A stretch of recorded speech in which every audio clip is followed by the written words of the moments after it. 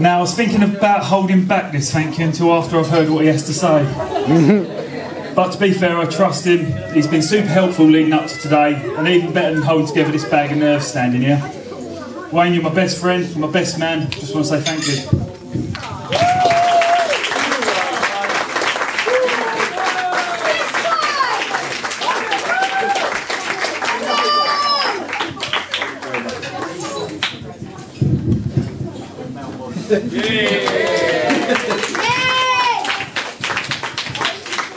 I can see people getting fed up listening to me, so I'll move on to the most important thing I need to say. Once again, Emma, you look beautiful, and I invite you all to join me in a toast. Emma.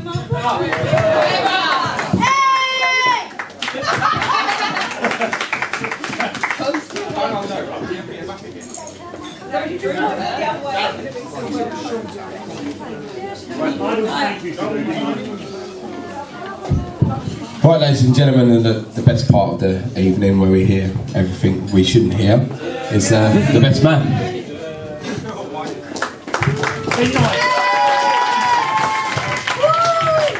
Good evening, everyone.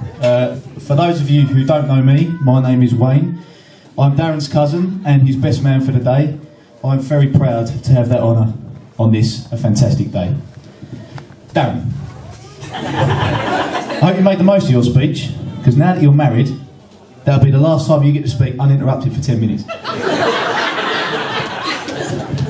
What can I say about a man who lights up a room with his very likeable and charismatic personality? What can I say about a man who is held in the utmost respect by his family and friends, and whose smile is unrivalled by any of his peers? What can I say about a man who, despite all the pressures of today, has composed himself in his smart and snappy suit and was a picture of calm throughout? But that's enough about me. I'm here to talk about you, Darren.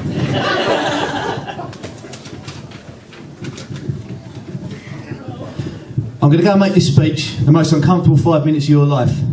Unfortunately for you, Emma, your worst 5 minutes of uncomfort will come later. Now, I've obviously known Darren all my life, and I can safely say that even if we weren't related, we would have been great friends. We did everything together as kids, and even in our adult years, despite the fact that we now do different things, we still support each other in each other's interests and always make time for each other. I've always thought of Darren as a brother, because many times we bicker like siblings do. I mean, we'd call each other silly names, pull each other's hair, fight whoever got to be player one on a Nintendo. But Darren, as you know, I am the bigger man, and when we had things like that, I'd always get my wife Kaylee to phone up Emma and apologise on my behalf.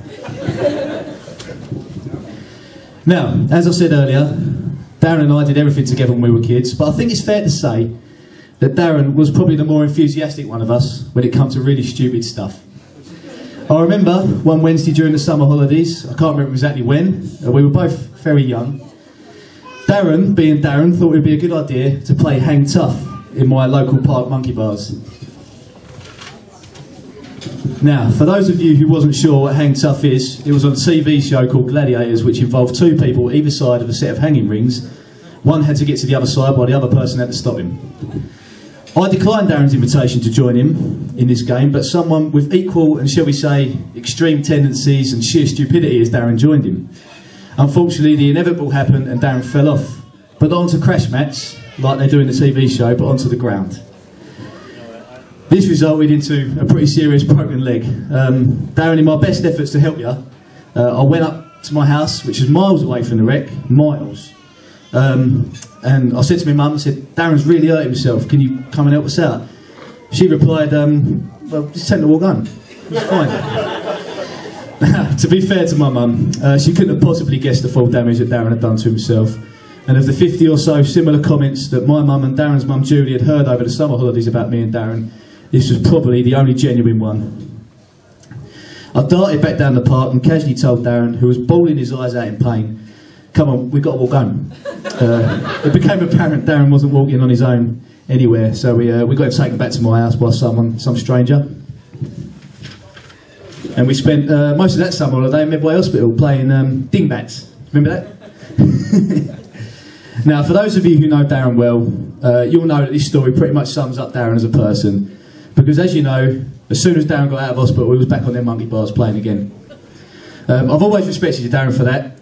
You won't be defeated by step-backs and strive to try again if you fail. Something that has always followed you through life and will stand you in good stead in marriage. Now, I think it's obvious to say Emma loves Darren's hairstyle. And I know Darren feels lucky to have found Emma because he's now finally put a stop to all them strange men hitting on him in the pub. Darren is an interesting guy, and I think you'll all agree with me that his second love is wrestling. For reasons unbeknownst to me, from what I have seen, Darren has always enjoyed grappling with half-naked men in a skimpy leather outfit and a mask. It puts a smile on his face, and I, for one, have never seen him happier when covered in another man's sweat. I've never judged you, Darren. I've known Emma for a good few years now, and it's fair to say that we've always got on well, and I'm now very happy to call her family. Emma, you look absolutely beautiful today, and I'm sure you will all agree that Darren's wrestling training has paid off because you, Darren, are certainly punching above your weight. As a couple, I've always respected your dedication to one another. You are both fun, outgoing, sociable, work well as a team, and you know what direction you want to take in life. It's quite clear to anyone that knows you two that you two are very much two halves of a whole and that you love each other very much. Can I just ask you all to stand for me, please? Please stand. On behalf of Darren and Emma, I'd like to thank you all for your attendance to celebrate these two getting married.